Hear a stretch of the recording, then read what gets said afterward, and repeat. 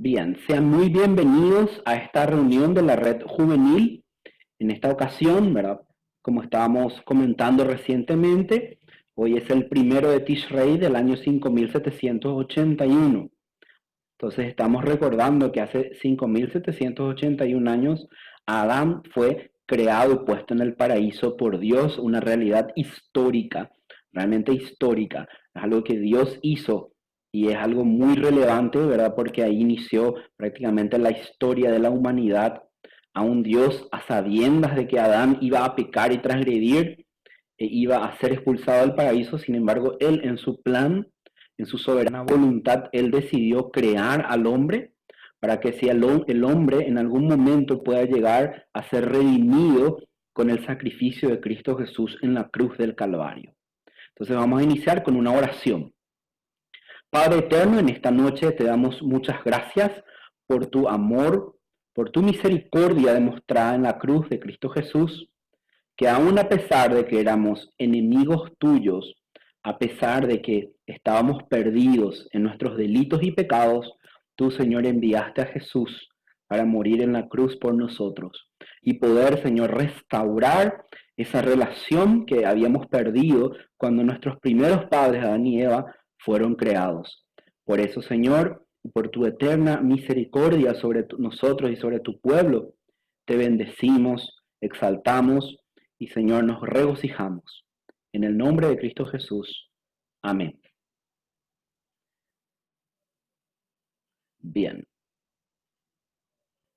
Entonces, en esta noche vamos a estar conversando acerca de lo que eran o quiénes son los dos testigos. Y como habíamos ya enseñado el sábado anterior, había introducido algunos conceptos que me gustaría repasarlos de vuelta, porque de repente hay algunas personas que no están tan familiarizadas con esta terminología, ¿verdad? Entonces era la terminología o la palabra, el vocablo, en hebreo se escribe pardes, pero realmente es una palabra de origen persa. Y en hebreo se escribe con solamente 4 letras, ninguna vocal.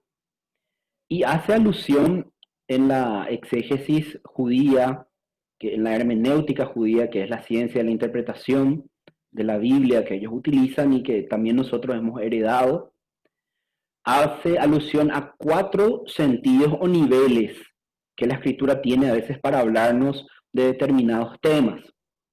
El primero es peshat, que significa el significado literal realmente. Remez, que es el significado alegórico. Darash, que es el significado moral. Y Sot es el significado secreto, que a veces está medio escondido en el texto bíblico. Muchas veces nos quedamos con el significado literal. Otras veces, especialmente en los sermones que son homiléticos, se hace a veces una interpretación alegórica o moral. Y a este cuarto nivel a veces no solemos llegar porque es bastante complicado o a veces de repente quizás no estamos preparados, pero es el tiempo en que nosotros empecemos a profundizar la palabra de Dios y encontremos todo aquello que la Biblia nos dice. Y cuando uno lee la palabra de Dios, uno la puede leer miles de veces y siempre va a tener un mensaje relevante y actual para nuestra vida. Por eso es que se compara esto siempre a una cebolla. Una cebolla tiene una multiplicidad de capas y uno saca una capa y queda otra capa adentro, quita la segunda y sigue quedando hasta llegar al meollo, al centro mismo de la cebolla. Y así también es la palabra de Dios. Tiene diversas capas, niveles, que uno necesita también estar muy preparado espiritualmente, estar receptivo al mensaje de Dios para poder llegar al meollo mismo.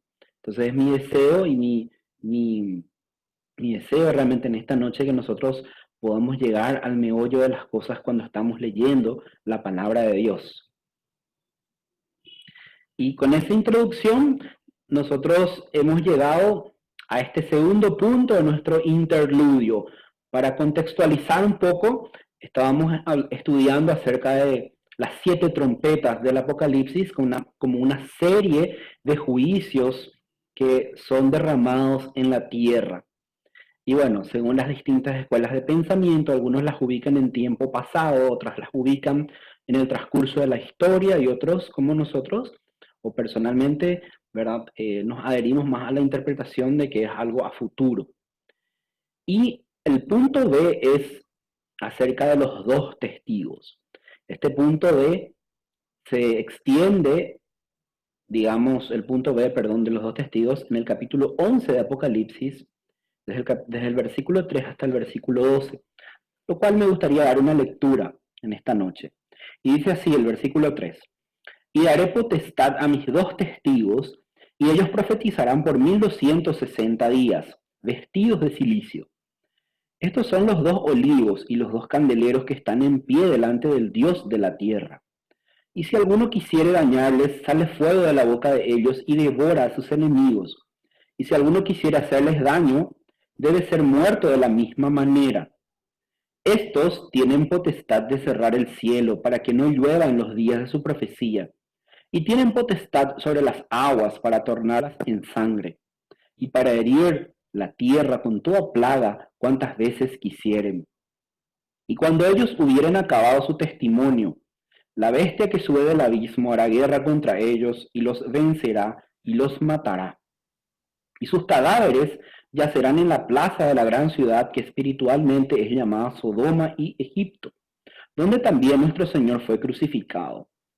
Y los de los pueblos y tribus y lenguas y naciones verán los cadáveres de ellos por 3 días y medio, y no permitirán que sus cadáveres sean puestos en sepulcros.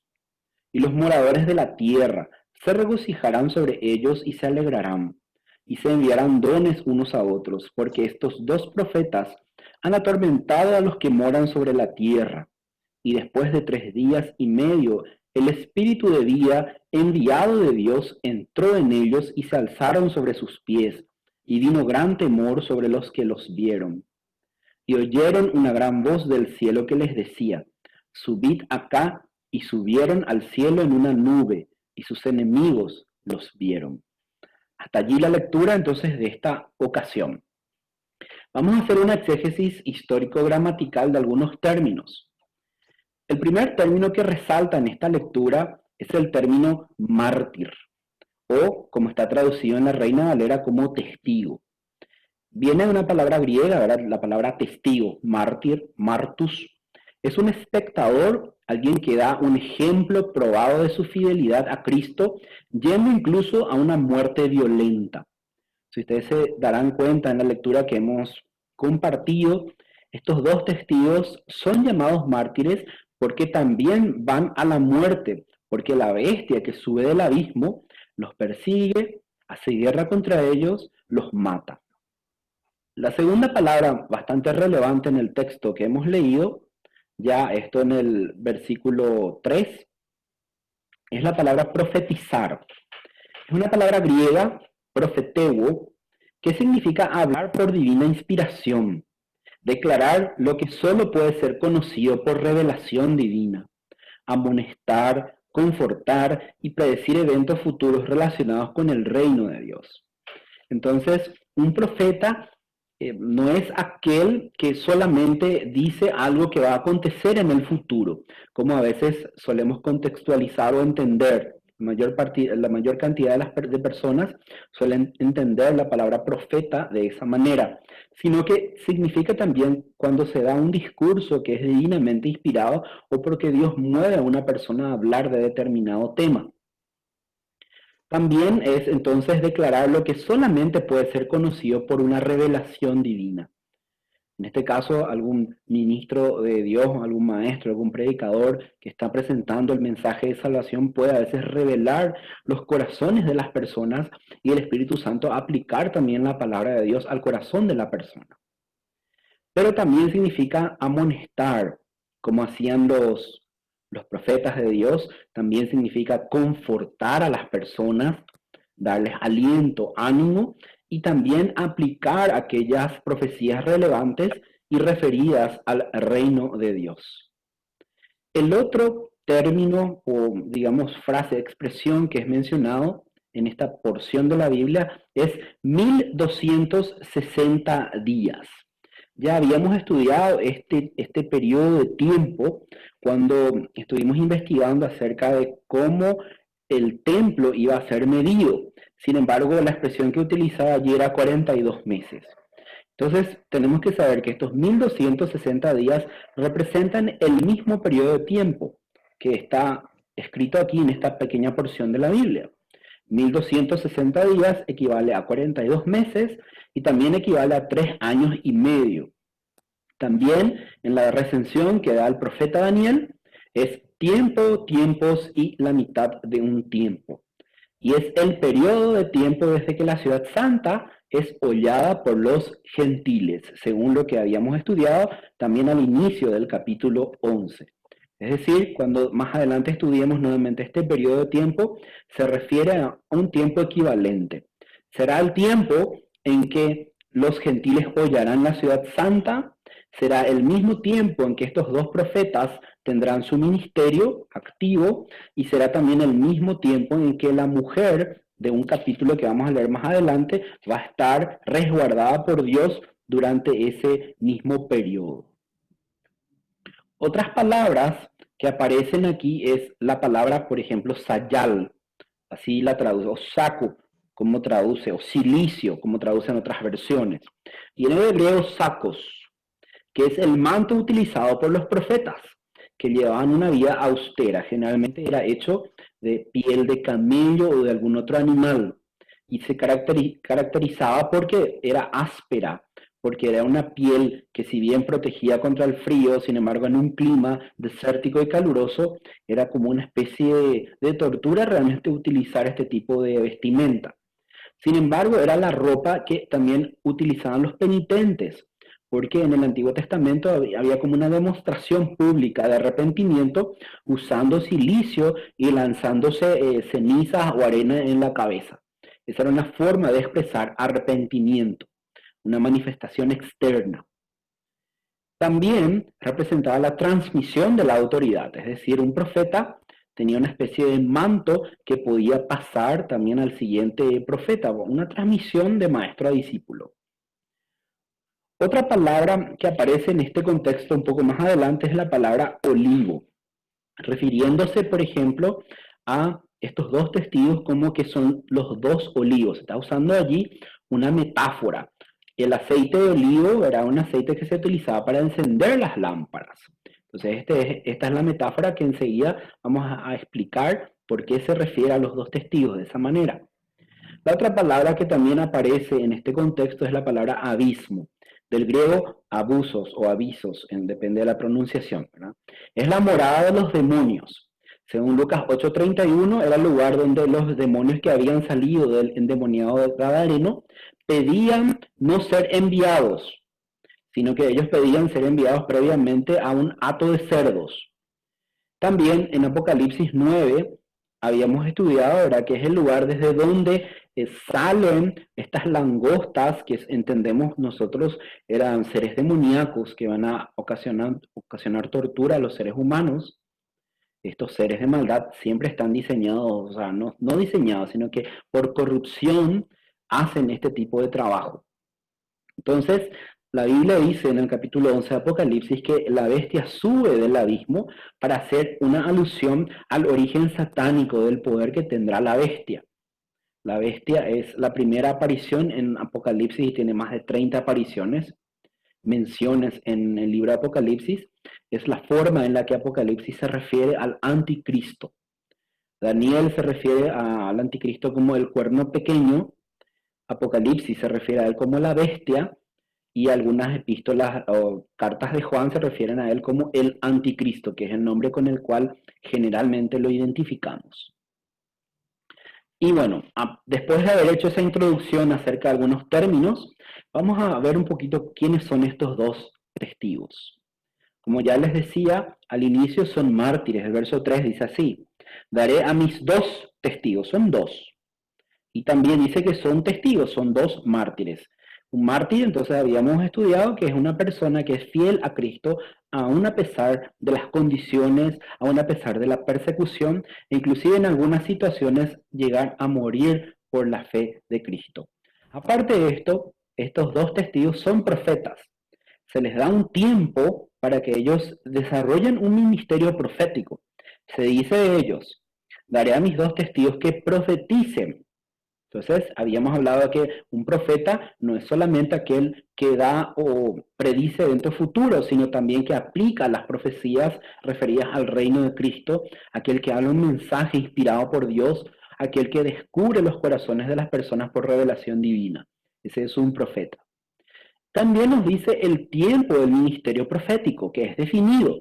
Es decir, a estos dos testigos se les da un periodo de tiempo en el cual van a ejercer este ministerio profético.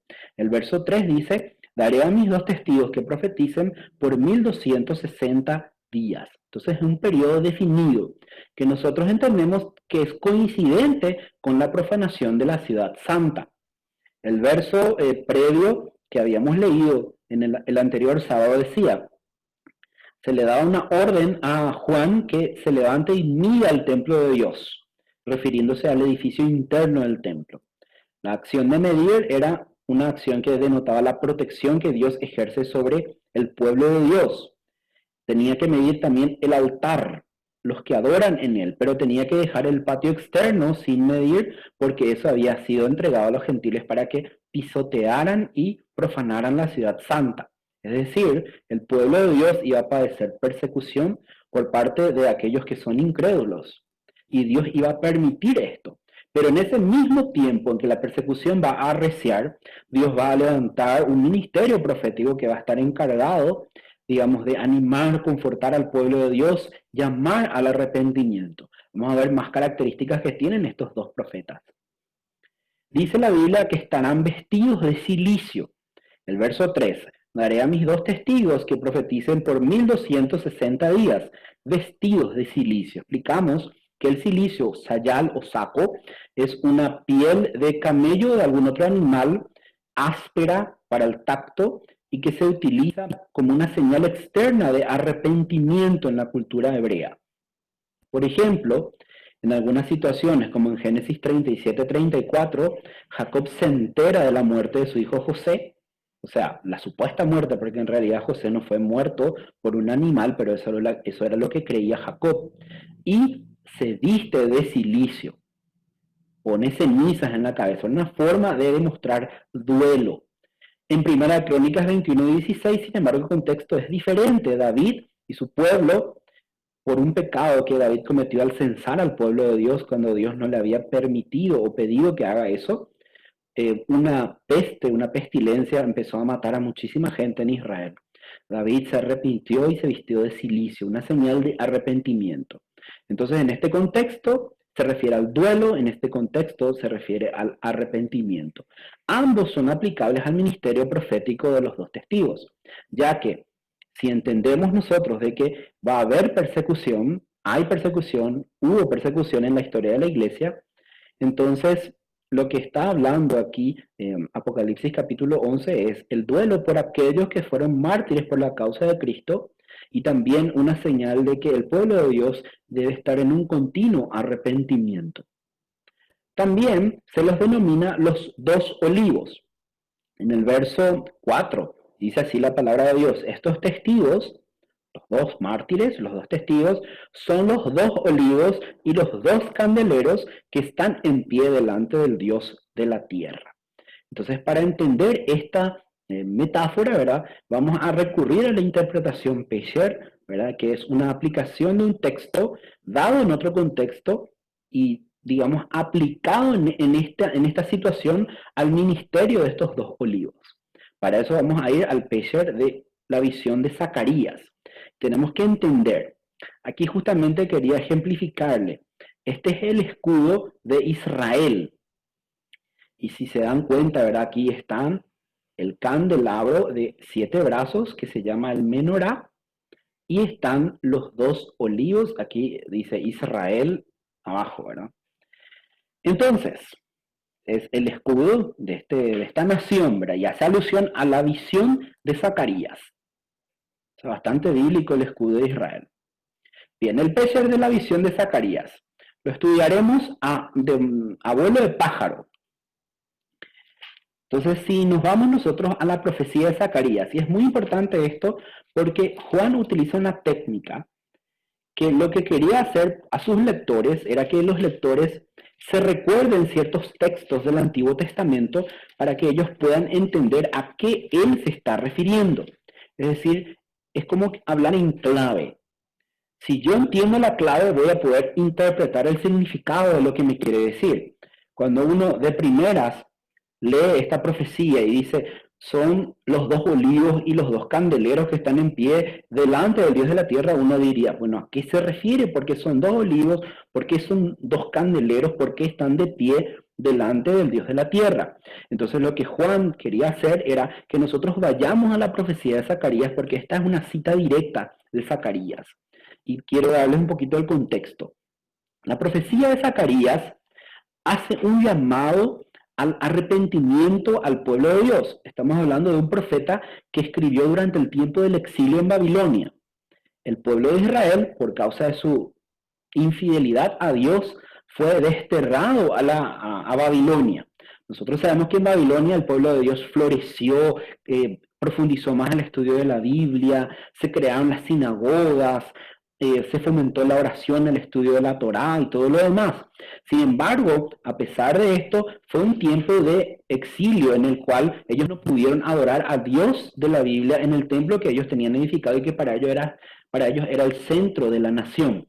Entonces Zacarías hace un llamado a la nación de Israel al arrepentimiento y a escuchar la voz de los profetas. Por ejemplo, Zacarías 1:3 dice, diles pues, así ha dicho Jehová de los ejércitos, volveos a mí, dice Jehová de los ejércitos, y yo me volveré a vosotros, ha dicho Jehová de los ejércitos. Entonces es una especie de amonestación al pueblo de Dios para que ellos se tornen al Dios de sus padres.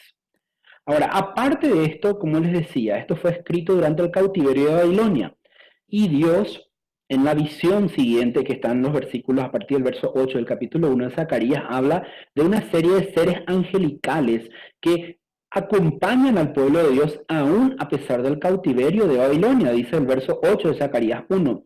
Vi de noche y aquí un varón que cabalgaba sobre un caballo alazán, el cual estaba entre los mirtos que había en la hondura, y detrás de él había caballos alazanes, overos y blancos. Entonces dije, ¿qué son estos, Señor mío? Dice, y me dijo el ángel que hablaba conmigo, yo te enseñaré lo que son estos. Y aquel varón que estaba entre los mirtos respondió y dijo, estos son los que Jehová ha enviado a recorrer la tierra. Es decir, aunque el pueblo de Dios estaba en el cautiverio, exiliado en Babilonia, Dios seguía velando por su pueblo. Nos habla entonces del acompañamiento que hace Dios a su pueblo a pesar de la persecución, a pesar de la adversidad. Ahora, en el verso 17 nos habla acerca de la restauración de Israel a su tierra y la venganza divina sobre las naciones que ocasionaron su exilio. Si bien el pueblo de Dios fue exiliado porque pecó contra Dios, Dios utilizó a naciones, en este caso a la nación de Babilonia. Pero la nación de Babilonia también fue castigada por eso. ¿Por qué? Porque destruyó a la nación de Israel, destruyó y saqueó el templo de Dios, y el pueblo de Dios recibió una promesa de que iba a ser restaurado a su tierra junto con todo el sistema de adoración que ellos ejercían antes de este cautiverio. Verso 17 del capítulo 1 dice, clama aún diciendo, así dice Jehová de los ejércitos, aún rebosarán mis ciudades con la abundancia del bien y aún consolará Jehová a Sión y escogerá todavía a Jerusalén. Una restauración. Luego, siguiendo el contexto de la profecía de Zacarías, nos habla de que la ciudad de Jerusalén sería reconstruida y que Dios la protegería aún durante el tiempo de su reconstrucción. Si nosotros vamos a Zacarías 2:5, dice así, yo seré para ella, dice Jehová, muro de fuego en derredor y para gloria estaré en medio de ella. Es decir, el pueblo de Dios iba a estar protegido con un muro de fuego que era Dios, una metáfora de la protección de Dios para con su pueblo. Y no solo eso, que Dios moraría en medio de su pueblo. Y dice, para gloria estaré en medio de ella. Un Dios no que habita lejos, no un Dios que está lejos o lejano a su pueblo, sino un Dios que habita en medio de su pueblo. También hay un llamado al pueblo de Dios de salir de Babilonia. Cuando el exilio que el profeta Jeremías había profetizado duraría 70 años, al terminar este tiempo de 70 años, el pueblo de Dios fue llamado a salir de Babilonia. Dice Zacarías 2:6, huid de la tierra del norte, dice Jehová, pues por los cuatro vientos de los cielos os esparcí, dice Jehová. Oh Sión, verso 7, la que moras con la hija de Babilonia, escápate. Entonces hay un llamado al pueblo de Dios a salir de Babilonia, a salir de lo que significaba Babilonia. Y desde la antigüedad, desde Génesis, Babilonia fue sinónimo de enemistad a Dios, de rebelión a Dios. El creador y fundador de la ciudad de Babilonia, de Babel, fue Nimrod. Y Nimrod era un ser bastante despiadado, que era, dice, era un cazador delante de Jehová, pero la palabra cazador se interpreta como una especie de una persona rebelde a Dios. De hecho, Babilonia se caracterizaba por los sigurats. Los sigurats que eran estructuras que estaban hechas a imitación de que el hombre quería alcanzar el trono de Dios. Una actitud de orgullo. Y el pueblo de Dios fue exiliado en ese lugar, pero al cumplirse de los 70 años fue llamado a salir de allí. El Señor promete que habitará en medio de su pueblo. Bueno, eso ya leímos también anteriormente. El Señor también promete en el capítulo 3 de Zacarías que va a restaurar el sacerdocio de Sadoc y también la venida del renuevo. Renuevo es la palabra con la que Zacarías designa al Mesías. Tengan por supuesto de que esta profecía fue escrita muchísimo tiempo antes, unos 700 años antes de Cristo. Y dice así la profecía de Zacarías en el capítulo 3, verso 8. Escucha pues ahora, Josué, sumo sacerdote, tú y tus amigos que se sientan delante de ti, porque son varones simbólicos.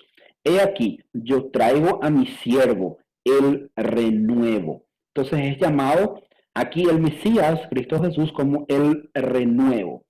Y el renuevo entonces va a restaurar el sacerdocio sadoquita. O sea, eso es lo que estaba diciendo aquí en este contexto Zacarías. Como yo les había explicado el anterior sábado, el templo de Jerusalén era el centro del culto de oración a Dios. Para ellos, adorar a Dios era sinónimo de ir al templo, pero el templo tenía que estar en servicio a través de un sacerdocio, un sumo sacerdote, sacerdotes y levitas. Sin embargo, muchos de estos levitas y sacerdotes fueron infieles a Dios, y Dios prometió una restauración del sacerdocio a través de la ascendencia o el linaje de Sadoc.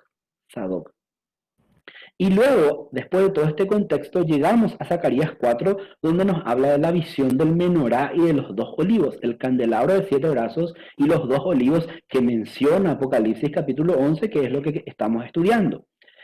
Anteriormente habíamos enseñado de que la menorá de 7 brazos representaba al Espíritu de Dios.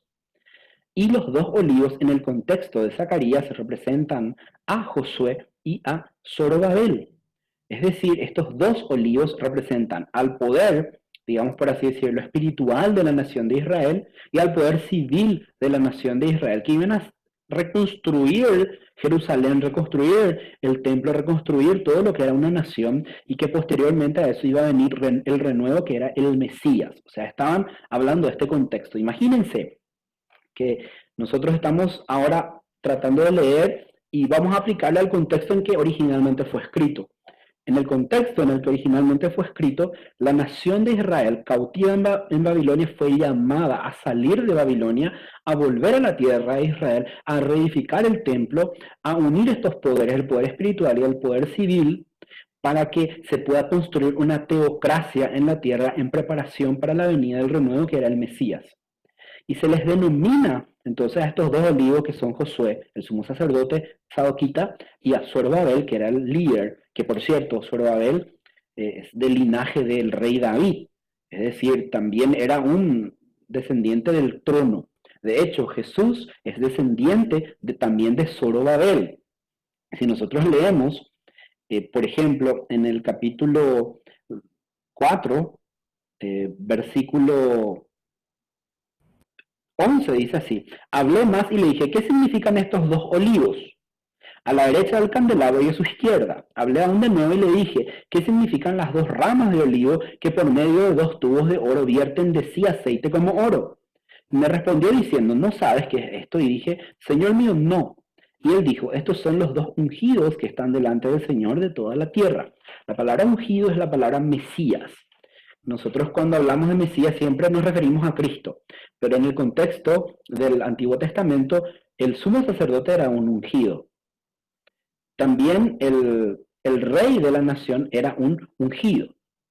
¿Me entienden? Eran dos personas que eran ungidas, porque se les ungía con aceite, lo que representaba el poder del Espíritu de Dios. Y el Mesías también iba a ser alguien que inclusive, según la profecía de Zacarías, iba a unificar los dos oficios en sí mismo. Zacarías es muy claro al respecto de renuevo, el Mesías, Cristo Jesús, porque dice que Él va a restaurar ambas cosas y va a reunir las dos cosas en una sola. Por eso es que Cristo Jesús es considerado sacerdote, rey y también profeta. Pero este era el contexto de la visión de Zacarías. ¿Por qué necesitamos ver esta visión de Zacarías para entender lo que estamos estudiando en Apocalipsis 11? Por lo siguiente, si volvemos aquí, a estos dos profetas o a estos dos testigos se los denomina en la Biblia los dos olivos. Los dos olivos. Entonces, si nosotros ahora llevamos la profecía de Zacarías aplicada al contexto del que nos habla Zacarías, nos está dando un mensaje al pueblo de Dios, un mensaje al pueblo de Dios, de un oficio profético que más adelante vamos a tratar de interpretar qué es lo que significa. También a estos dos testigos se los denomina candelabros o candeleros. Dice el verso 4 de Apocalipsis 11, estos son los dos olivos y los dos candeleros que están en pie delante del Dios de la tierra. También dice, están delante del Señor de toda la tierra, están presentes, Dios los ve. Y en los versículos 5 y 6 de Apocalipsis 11, ya estamos volviendo a nuestro libro de Apocalipsis, tienen un poder que Dios les otorga en ese periodo de 42 meses, 1260 días o 3 años y medio de hacer milagros, una autoridad de hacer milagros, una autoridad delegada por Dios. ¿Cuál era su poder? Para ver un poquito el poder que ellos tenían o la autoridad que ellos tenían, vamos a ir a este cuadro. Un poder de hacer milagros de los testigos, o una, más bien sería autoridad, aunque la palabra es la misma en griego, era exousia, poder o autoridad. La primera que es descrita en la Biblia dice, de su boca sale fuego y destruye a sus enemigos. Y aquí está la clave justamente para que nosotros podamos identificar a quién se refiere. Entonces, dos personas, una de ellas literalmente en el Antiguo Testamento, se refiere a ellos como personas que hicieron salir fuego y destruyeron a sus enemigos. Si nosotros vamos a la profecía de al libro, ¿verdad?, de Segunda de Reyes, capítulo 1, versículo 10, dice así, y les leo. Y Elías respondió y dijo al capitán de 50, si yo soy varón de Dios, descienda fuego del cielo y te consuma con tus 50. Y descendió fuego del cielo que lo consumió a él y a sus 50. Es decir, nos está haciendo una alusión al ministerio de un profeta específico, que es Elías. ¿Qué hizo Elías? Dio una señal de que él era un genuino profeta de Dios. Le dijo a esta persona, ¿verdad?, a este rey, ¿verdad?, que era un rey impío, si yo soy un varón de Dios, que salga fuego del cielo y te consuma a ti con tus 50, al enviado del rey. ¿Y qué pasó? Descendió fuego del cielo, consumió al mensajero y también a los 50. Luego el verso 11 dice, volvió el rey a enviar a él otro capitán, un capitán de 50 con sus 50, 50 soldados con un capitán, enviados por este rey impío. Y le habló y dijo, varón de Dios, el rey dice así, desciende pronto. Le ordenaba al rey al profeta Elías que descienda junto a él. Verso 12, y les respondió Elías y dijo, si yo soy varón de Dios, descienda fuego del cielo y te consuma con tus 50. Y dice la Biblia, el fuego de Dios descendió del cielo y lo consumió a él y a sus 50. Entonces, si nosotros volvemos a nuestro libro de Apocalipsis, capítulo 11, dice la palabra de Dios, de la boca de estos dos testigos, dice verso 5, si alguno quiere dañarlos, sale fuego de la boca de ellos y devora a sus enemigos. Devora a sus enemigos. Si alguno quiere hacerles daño, debe morir él de la misma manera. O sea, Dios le da una autoridad realmente poderosísima a estos profetas, a estos dos profetas que nos menciona Apocalipsis 11, que inclusive van a tener la autoridad de Dios de hacer descender fuego del cielo y destruir a quienes se les opongan cuando ellos tengan su ministerio profético en este tiempo de la gran tribulación. Es decir, se refiere literalmente, o sea, nos está dando una pista de a quién se refiere. El profeta Elías es el que es mencionado de esta manera.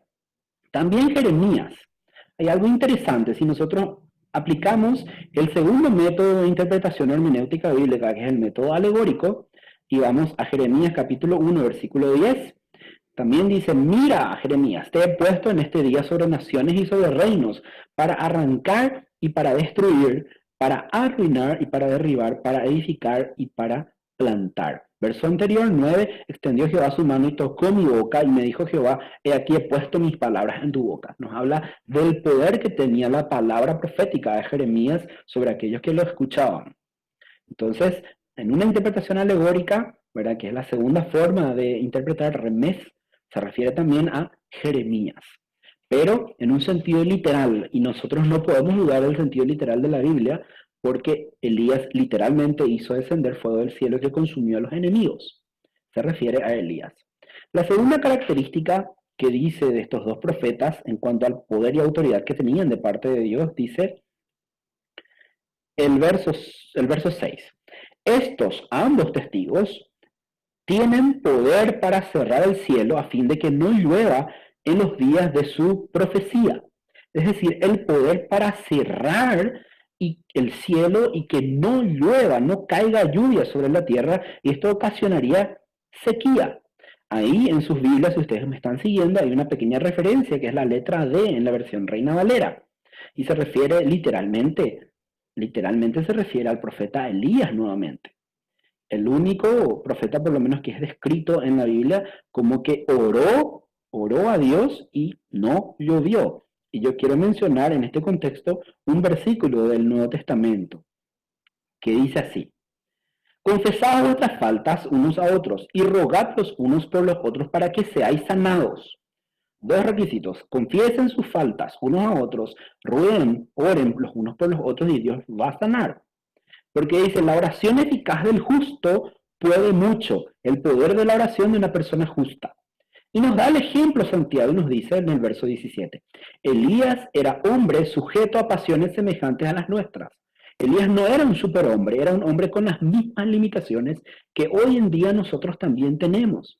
A veces nosotros miramos a los profetas de Dios y los vemos, bueno, debieron haber sido gigantes hombres de Dios que hacían descender fuego del cielo cuando leemos estas, digamos, cualidades, esta autoridad que Dios les da. Pero dice, la Biblia nos enseña que los profetas eran hombres comunes y corrientes como nosotros, solo que eran hombres profundamente consagrados a Dios.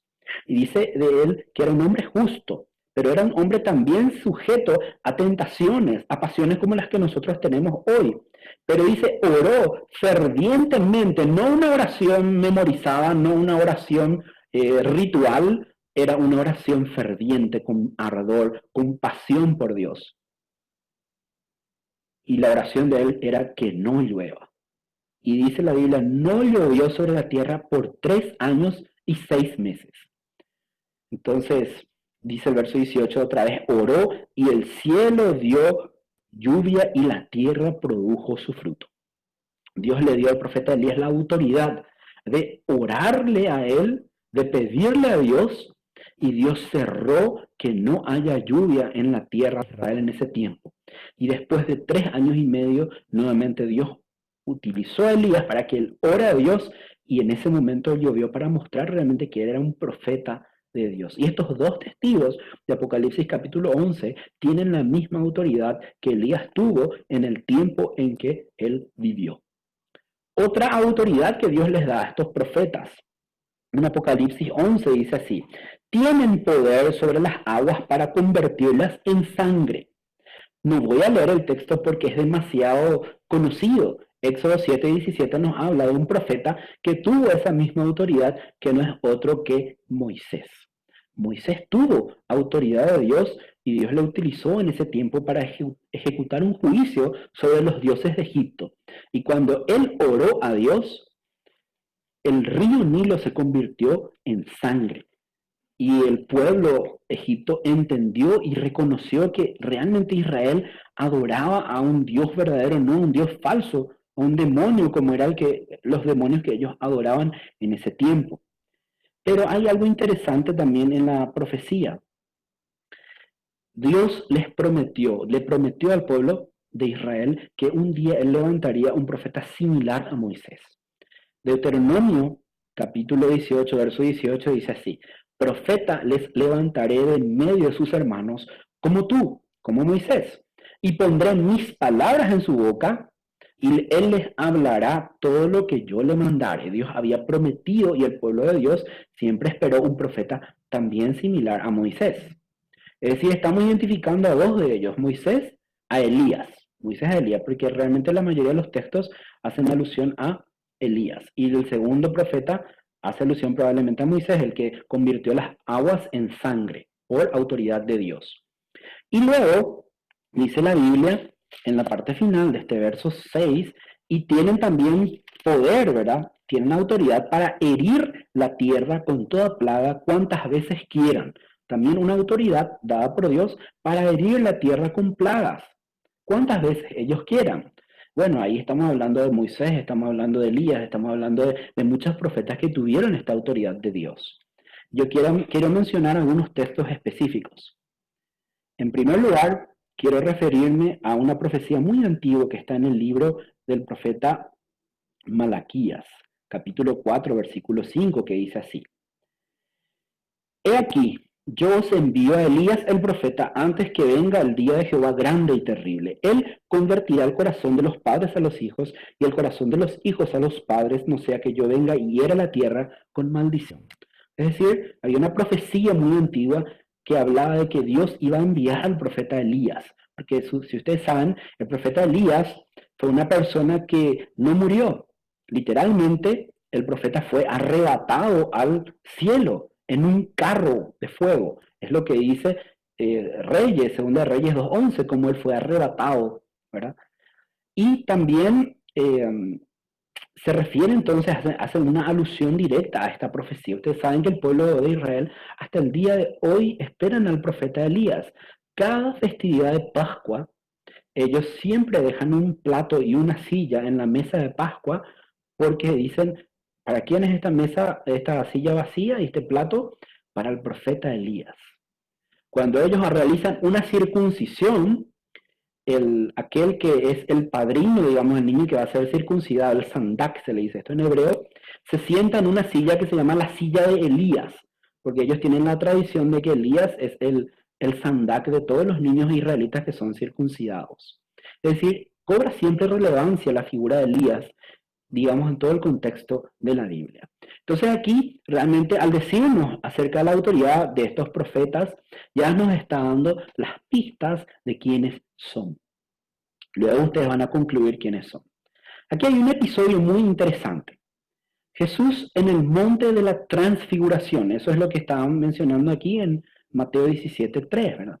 ¿Qué pasó ahí con Jesús? Dice que él se transfiguró en el cuerpo que él tenía antes ya de venir a este mundo, ¿verdad? O sea, es decir, un cuerpo como el cuerpo de un resucitado. Se transfiguró en su esencia. Pero dice que los apóstoles que estaban con él vieron a dos figuras que reconocieron literalmente a Moisés y a Elías. Ahí también hay otra pista de quiénes son estos dos profetas. Vamos a ver qué pasa con estos profetas. Dice, la bestia los matará. Verso 7. Cuando hayan acabado su testimonio, la bestia que sube del abismo hará guerra contra ellos y los vencerá y los matará. Es interesante. Aquí es la primera aparición que hace este nombre de la bestia y que entendemos que se refiere al anticristo, al cuerno pequeño de Daniel, a la bestia en Apocalipsis y el anticristo en las cartas de Juan. ¿Qué va a hacer contra estos testigos? Dice, cuando hayan acabado su testimonio, es decir, el poder profético y el ministerio profético de estos dos testigos va a tener un tiempo, va a ser de 3 años y medio. Dice, la bestia, el anticristo, va a hacer guerra contra ellos y los va a vencer. Esa es una alusión directa. Bueno, vamos a estudiar nosotros cuando lleguemos al capítulo 13 de Apocalipsis quién es la bestia, vamos a ver sus características, cómo es una persona que blasfema contra Dios y persigue a los santos de Dios. Pero hay algo que Daniel, el profeta Daniel, acá es citado en esta porción de la Biblia. Y no, quizá no voy a ir a todo el texto de Daniel, pero al capítulo 7, versículo 21, por lo menos lo leeré. Dice, y veía yo este cuerno, hablando del anticristo, que hacía guerra contra los santos y los vencía. En esta visión, Daniel logra ver 4 bestias. Y la cuarta bestia dice que era muy diferente de todas las anteriores bestias porque dice desmenuzaba todo a su paso. Y de esa bestia surgieron 10 cuernos. Y luego surgió un cuerno que derribó a 3 cuernos y este cuerno, el undécimo cuerno, se denominaba entonces el cuerno pequeño, que era un cuerno que hacía guerra a los santos y los vencía. En el contexto de Daniel, entonces se refiere también a Antíoco Epífanes, un rey de la antigüedad que persiguió mucho a los judíos, pero en su sentido también Pesher y en su sentido profético se refiere a este personaje que nos menciona Apocalipsis capítulo 11, el anticristo, que va a tener su autoridad. Recuerden, estos eventos ocurren en el periodo conocido como la Gran Tribulación, un periodo de 7 años al final de los tiempos. Durante este periodo de 7 años, esta bestia va a ser, realmente el anticristo va a ser conocido, reconocido como un Cristo, como un Mesías por el pueblo de Dios, el pueblo de Israel. La iglesia va a ser arrebatada previamente a esto, pero a la mitad del periodo de la gran tribulación la bestia va a reflejar o va a revelar realmente quién es, va a perseguir a los santos y va a perseguir sobre todo a aquellos judíos, 144.000 sellados, que se conviertan a Cristo Jesús, porque no todo el pueblo de Israel va a ser salvo, sino que va a ser salvo aquellos que crean en Cristo Jesús, son los 144.000. Pero también hay una gran multitud de todo pueblo, linaje, nación, que se va a convertir a Cristo en el tiempo de la gran tribulación y van a conformar una iglesia, la iglesia de la gran tribulación. Una iglesia que va a pasar un periodo muy difícil, un periodo de persecución y que va a tener líderes realmente bastante grandes, un rol realmente profético que va a tener esta iglesia en este tiempo, porque ellos van a ser los que predicarán el evangelio en este difícil periodo de la historia. Aparte de matarlos, dice el versículo 8 de Apocalipsis 11, dice, los vencerá, los matará y sus cadáveres estarán en la plaza de la grande ciudad que en sentido espiritual se llama Sodoma y Egipto, donde también nuestro Señor fue crucificado. Aquí también hay otra pista muy importante. Nos está diciendo que la ciudad en la que los cadáveres de estos dos testigos que van a ser matados por el anticristo van a estar tirados como una especie de profanación de los cadáveres. Esto es lo que hacían los vencedores a los vencidos, como una especie de desecración de los cuerpos de aquellos que fueron vencidos en la batalla. Entonces aquí lo que está hablando es que el anticristo se va a burlar de ellos, el ejército del anticristo los va a matar y va a exponer sus cadáveres como señal de victoria allí en una ciudad que dice en sentido espiritual se llama Sodoma y Egipto. Entonces nos está diciendo de que la ciudad se llama en sentido espiritual Sodoma y Egipto. En sentido espiritual significa en sentido figurado. ¿Cómo se llama la ciudad grande? Se llama Sodoma y Egipto. Nos da otra pista más. Allí fue crucificado nuestro Señor. ¿Dónde fue crucificado nuestro Señor? Bueno, en la ciudad de Jerusalén. Entonces, en esa ciudad va a estar el ministerio de estos dos testigos. Y en esa ciudad van a ser matados por el anticristo. ¿Qué más dice? El verso 9. Y los de los pueblos, tribus, lenguas y naciones verán sus cadáveres por 3 días y medio y no permitirán que sean sepultados. Durante ese periodo, 3 días y medio, no van a ser sepultados porque las naciones van a estar acompañando al anticristo en esta desecración de este pueblo de Dios, de este pueblo y sus representantes, los profetas que vivirán en ese momento. Dice el verso 10. Los moradores de la tierra se regocijarán sobre ellos y se alegrarán y enviarán regalos unos a otros, porque estos dos profetas habían atormentado a los moradores de la tierra. Entonces aquí hay un sentido literal y hay un sentido alegórico. Evidentemente el sentido literal probablemente se refiere a estos dos testigos y el sentido alegórico se refiere a esta ciudad para identificarla claramente, la ciudad de Jerusalén. La gente va a estar alegre, la gente incrédula, por la muerte de estos dos profetas, porque siempre todo lo que es profético, digamos, molesta a todo lo que es religioso. Entonces hay alegría porque estos dos profetas son matados. Pero ¿qué pasa? Versículo 11. Después de 3 días y medio, entró en ellos el espíritu de vida enviado por Dios y se levantaron sobre sus pies y cayó gran temor sobre los que los vieron. ¿Qué va a pasar con estos dos profetas? Van a resucitar.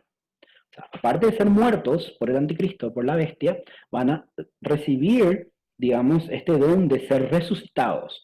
De aquí, de este texto, es que algunos comentaristas antiguos, como Lactancio, Lactancio fue un cristiano que vivió allá por el tiempo de la persecución de Nerón. Y Lactancio decía, estos dos testigos son Enoc y son Elías, porque Enoc no había muerto en Génesis capítulo 5, y Elías tampoco había muerto, y ellos van a regresar antes de que venga Cristo por segunda vez. Y la bestia que sube del abismo es Nerón, que vuelve a vivir. Es decir, ellos interpretaban de esta manera porque vivían ese tiempo de persecución y la gente, los cristianos, ya realmente creían de que Nerón era esta bestia, este anticristo que perseguía a los cristianos.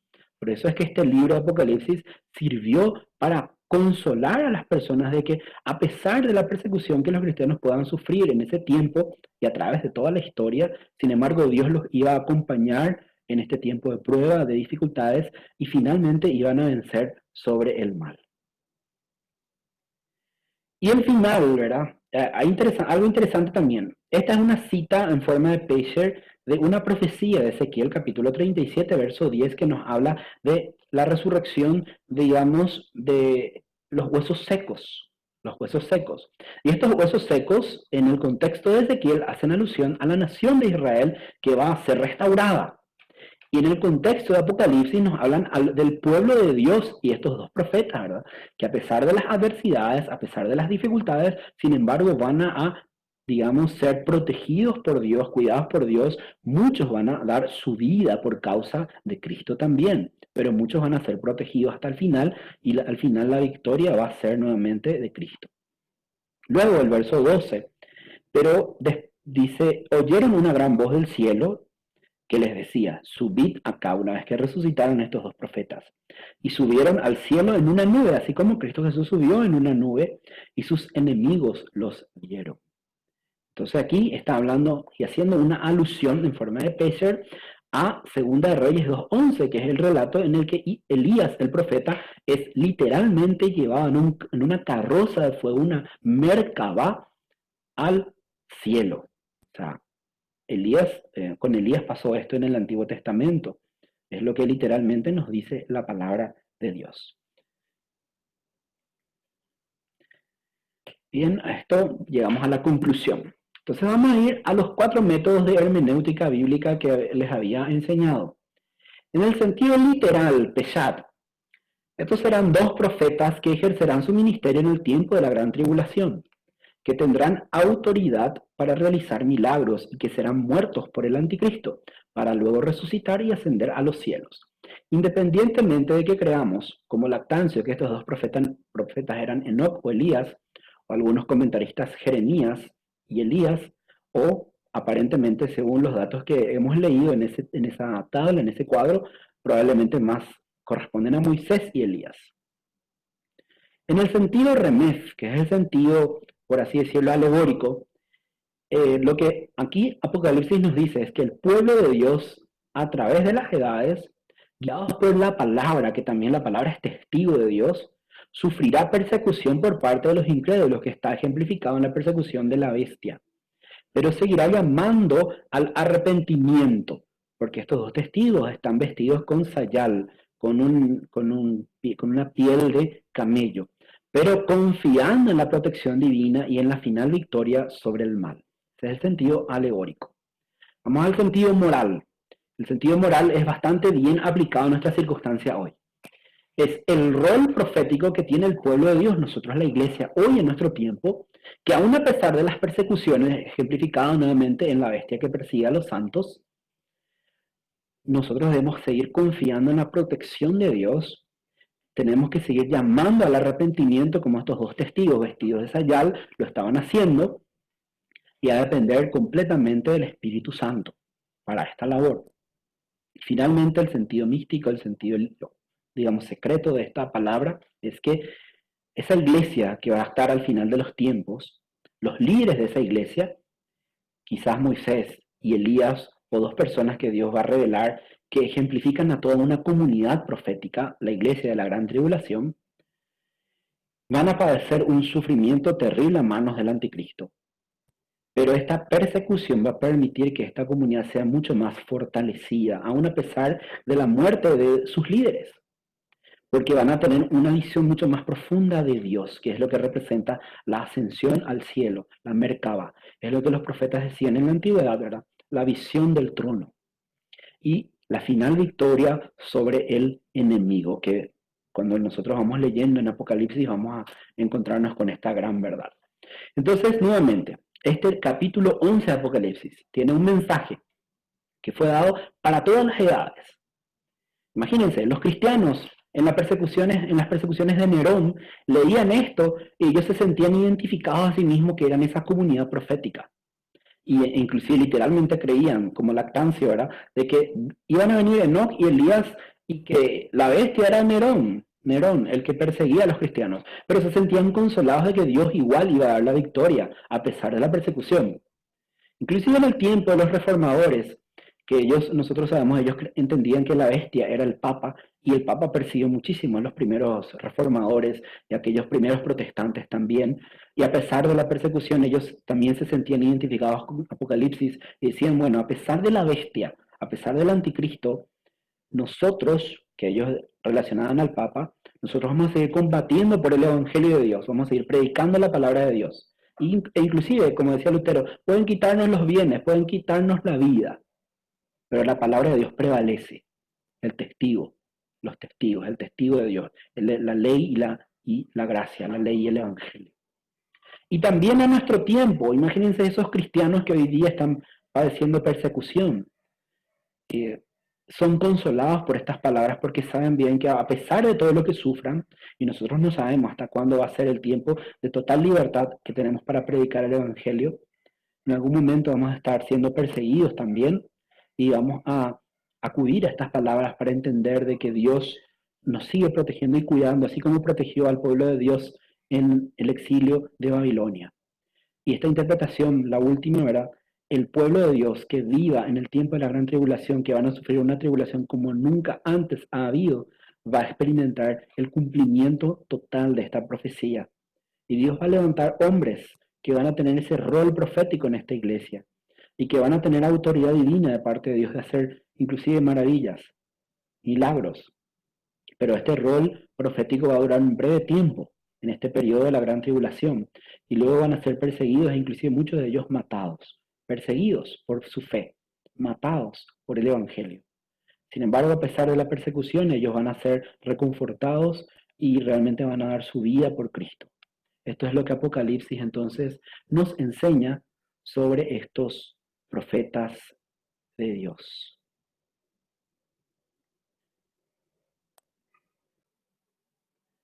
Y bien, finalmente entonces llegamos y cerramos otro capítulo más de este hermoso libro de Apocalipsis.